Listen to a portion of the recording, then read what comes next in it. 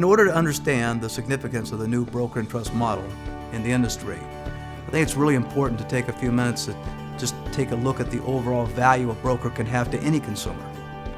So the first thing that I'd like to talk about is strategy. The one thing that's very important that everybody understands that are professionals in this industry is that buying and selling a house isn't the goal. When people are buying or call on a real estate professional, they're trying to accomplish a whole series of goals. It's not about buying or selling per se. It's really more about everything else that's involved in the transaction. Are you going to live in the house for the next 5 years? Do you want to be closer to work? Are schools important to you? Are you going to bring family to live in with you? If you don't sit down and strategize with the client up front, you're not going to know where you're going through the transaction. It's all about talking with the people, finding out the why of their decisions, the underlying emotions and feelings that make the difference.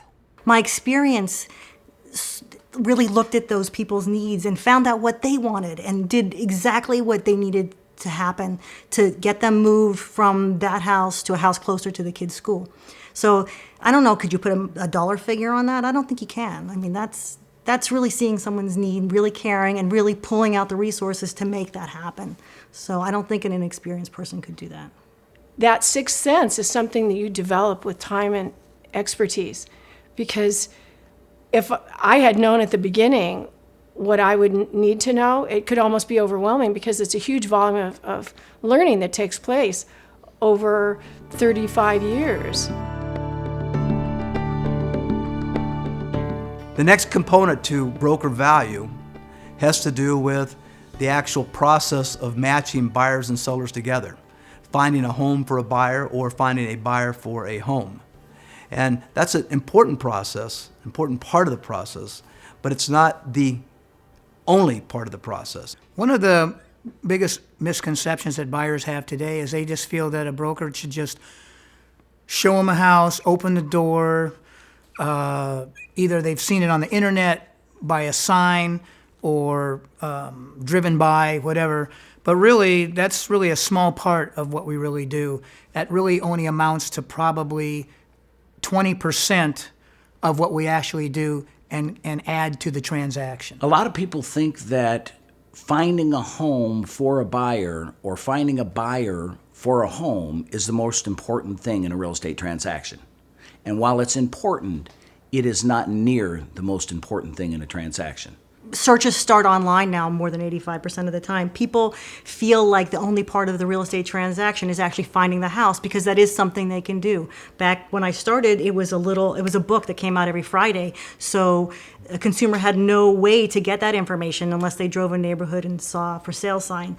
So today, because the internet is so rich with all that information, I think that buyers and sellers think that that's really the only way to find a house, and really that's not the most important part of the transaction. You have to be concerned on how you're going to maximize the marketing of a property, and it's very crucial to be able to find the right way for your buyers to find their property. An effective and professional broker will be able to do both of those. It's important components in selecting and evaluating who should work with you.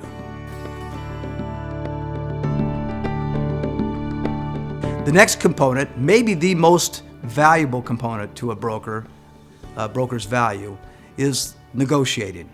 Once a buyer and seller have been brought together, now the serious work begins. Contracts are written, and then dialogue between the brokers and the clients start to take place. And a serious, committed real estate professional at this stage of the transaction can have a tremendous financial impact on a transaction. While finding a home for a buyer is important, while strategizing for goals are important, I believe that the most important part of a transaction and the biggest value that a broker brings to a transaction is negotiations. A client is able to make their decisions based on the information and the knowledge that the broker gives them. That can actually translate to a client making more or less money depending on the skills and the competency of that broker. How am I able to tell when the agent on the other side of the transaction is lacking in experience? It usually starts with the purchase agreement, how they've written it, whether they've protected their client, whether it be a buyer or a seller. And I can see from the transaction they haven't asked for something that they should have, it's not my job to write their contract for them. So I'm dealing it from the perspective of the client I'm representing. When I'm either making an offer on a property or receiving an offer on a listing, I always Google the other agent first and find out all about them. And if that agent isn't experienced, I say to everybody, I'm going to have my way with them, and usually do. And we end up basically getting way more than really should be. Sometimes I actually feel bad because it's like a no-brainer. I mean, that experience, in a negotiation, the way to talk to the person, the how to talk to the person, knowing so much information, it's almost an unfair advantage, actually. My negotiating technique is also going to be based on the experience level of the other side.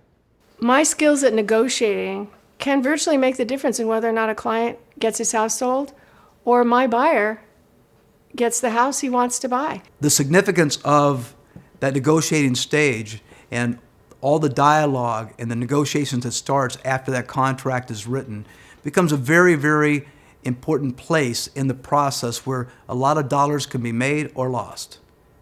And there's no substitute for transactional experience.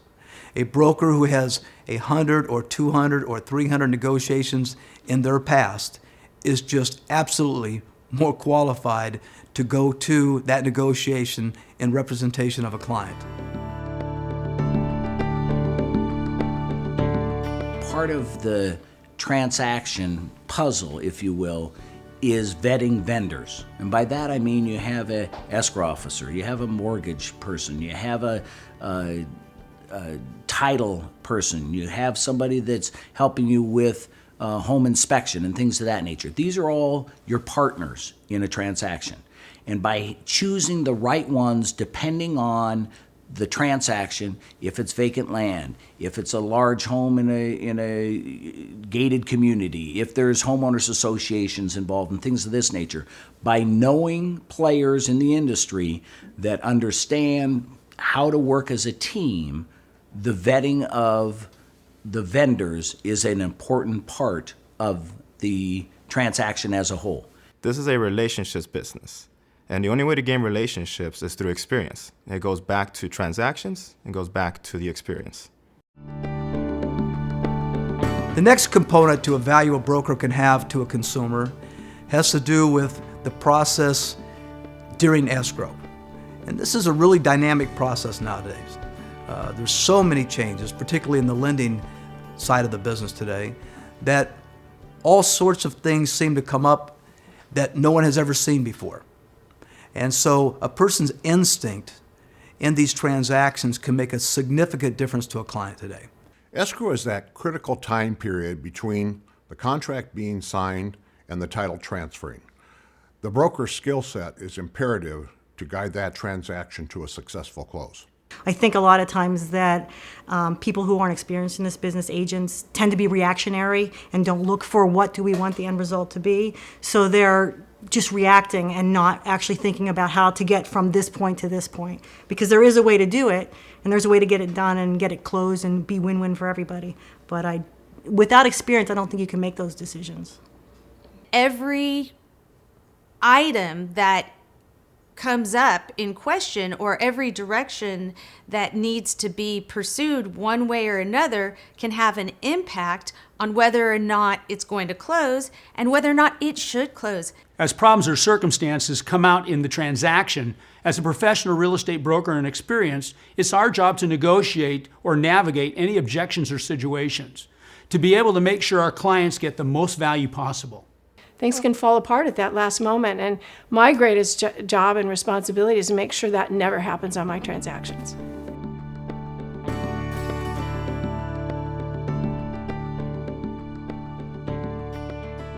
Even after the close of escrow, you need a broker who is there for you. That's the sixth and final component of broker value. There are things that come up after the close of escrow, and you have to be present. You have to be there for them. They expect you to be there for them, and that's just part of it. And today's transactions can be protracted. I mean, I deal with a lot of trust attorneys, clients who didn't anticipate that they really should have put all their things in a trust, And so instead it's a probate, and people don't realize that can go on for years. So my relationship with clients lasts for a long amount of time. For me, the close of escrow is not the close of our relationship. I am here for as long as you need me. A transaction is closed when the keys are handed over to the buyer, or so we think. There are always problems that arise after the close of escrow that a good broker is needed to be present for the buyer and the seller. My service business goes on regardless of the marketplace. I am my client's real estate professional for life.